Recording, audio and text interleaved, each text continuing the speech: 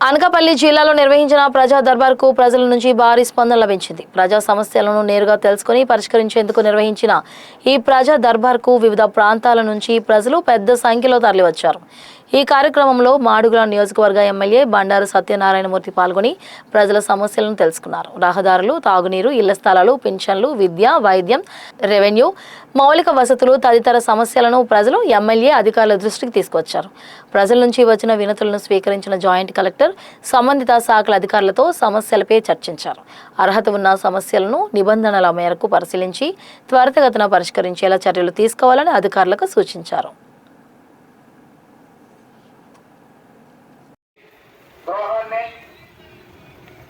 అదేవిధంగా ఎన్నికలకు ముందు ఇచ్చినటువంటి హామీలను ఏమాత్రం కూడా నెరవేర్చకుండా మాయమాటలు చెప్తూ ప్రజల్ని మభ్యపెడుతూ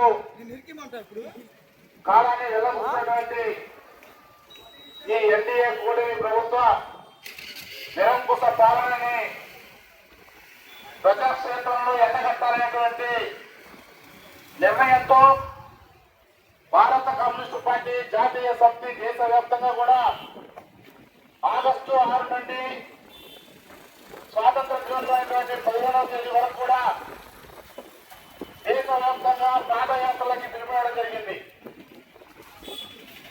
ఈ యొక్క కార్యక్రమానికి బదలావ్ జరూరీ హై అనేటువంటి స్లోగన్ తీసుకోవడం జరిగింది. మార్పు కావాలి, మార్పు సాధ్యం అనేటువంటి నినాదంతో ముందుకు పోతున్నటువంటి భారత కమ్యూనిస్టు పార్టీ దేశవ్యాప్తంగా కూడా ఎన్నికల ముందు నరేంద్ర మోడీ గారు మన ప్రజల మధ్యకు వచ్చి అన్ని రాష్ట్రాలు తిరుగుతూ ఆనాడు ఉన్నటువంటి యూపీఏ 2 గవర్నమెంట్ కాంగ్రెస్ ప్రభుత్వం ఏదైతే ఉందో అది పూర్తిగా అవినీతిమయం అయిపోయింది, పూర్తిగా స్కామ్లతో నిండిపోయింది. ఈ కాంగ్రెస్ ప్రభుత్వం భారతదేశానికి, భారతదేశంలో నుండి ప్రజలకి ఏ మాత్రం కూడా ఉపయోగం లేదు, ప్రజల్ని మొత్తం కూడా దోసుకుంటా ఉంది అనేటువంటి మాటలు చెబుతూ బీజేపీ ప్రభుత్వం అధికారంలోకి వచ్చిన తర్వాత ఈ భారతదేశంలో ఉన్నటువంటి నిరుద్యోగ యువతకి, విద్యార్థులకి కాంగ్రెస్ ప్రభుత్వం ఏమీ చేయడం లేదు. మేము అధికారంలోకి వస్తే సంవత్సరానికి 2 కోట్ల ఉద్యోగాలు కల్పించి ఈ భారతదేశంలో ఎక్కడ కూడా నిరుద్యోగ సమస్య లేకుండా చేస్తాం, అదేవిధంగా యువతకి ఉపాధి అవకాశాలు కల్పిస్తామని చెప్పి ఆనాడు హామీ ఇవ్వడం జరిగింది. వారు ఇచ్చినటువంటి హామీ ప్రకారం 12 సంవత్సరాలంటే సుమారుగా 24 కోట్ల ఉద్యోగాలు ఈ రోజు బీజేపీ ప్రభుత్వం, ఎన్డీఏ కూటమి ప్రభుత్వం ఈ దేశంలో ఉన్నటువంటి నిరుద్యోగ యువతకి, విద్యార్థులకి కల్పించాల్సి ఉంది. కానీ అది ఎక్కడ కూడా ఆచరణలో సాధ్యం కావడం లేదు. ఒక్క ఉద్యోగం కూడా ఇచ్చినటువంటి దాఖలాలు లేవు. నూతనంగా పరిశ్రమల్ని నెలకొల్పోతున్నటువంటి దాఖలాలు లేవు. అదేవిధంగా ఉన్నటువంటి ప్రభుత్వ సెక్టర్ ఏదైతే ఉందో బ్యాంకులు, పోస్ట్ ఆఫీసులు, రైల్వే, గనులు అన్ని కూడా ప్రైవేటు వ్యక్తులకి దారాదత్తం చేస్తా ఉన్నారు. అంబానీ, అదానీ లాంటి వ్యక్తులకి భారతదేశాన్ని మొత్తం కూడా దోచిపెడతా ఉన్నారు. ఈ విధమైనటువంటి పరిస్థితుల్లో అదేవిధంగా ఆనాడు ఉన్నటువంటి రైతులను ఉద్దేశించి రైతులు ఎక్కడ కూడా లాభసాటిగా లేరు, నష్టపోతా ఉన్నారు. ఈ ప్రభుత్వాలు పట్టించుకోవడం లేదు. మేము కానీ అధికారంలోకి వస్తే గిట్టుబాటు ధరకు సంబంధించిన చట్టం చేస్తాము, అదేవిధంగా వ్యవసాయాన్ని లాభాయకరంగా చేస్తామని చెప్పేసి ఆనాడు హామీ ఇచ్చారు. కానీ దాన్ని ఏమాత్రం కూడా ఈరోజు ఆచరణలో పెట్టడం లేదు.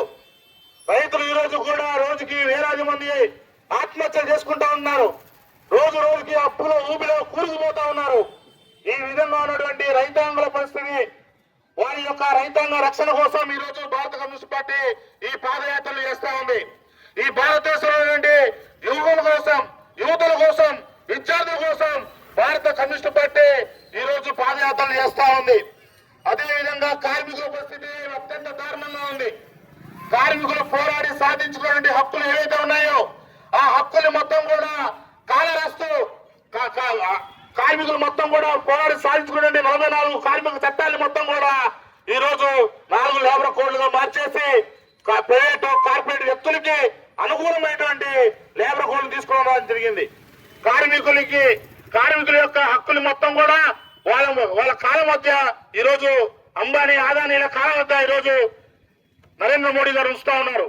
ఈ విధంగా ఉన్నటువంటి యొక్క పరిస్థితులకి వ్యతిరేకంగా ఈ భారతదేశంలో ఉన్నటువంటి ప్రజల మొత్తానికి మార్పు రావాలి. ప్రజల యొక్క జీవితాలు మార్పు చెందాలంటే ఈ ప్రభుత్వం మారాలి. ఈ ప్రభుత్వం మారుతుంది సాధ్యమైనటువంటి నినాదంతో ఈ రోజు దేశవ్యాప్తంగా సిపిఐ పెద్ద ఎత్తున పోరాటానికి శ్రీకారం చుట్టింది. దానిలో భాగంగా నిన్న అశోక్ నగర్ లో ప్రారంభమైనటువంటి పాదయాత్రలు ఈ రోజు శారదా కాలనీలో ఈ రోజు ప్రారంభమైనటువంటి పరిస్థితులు.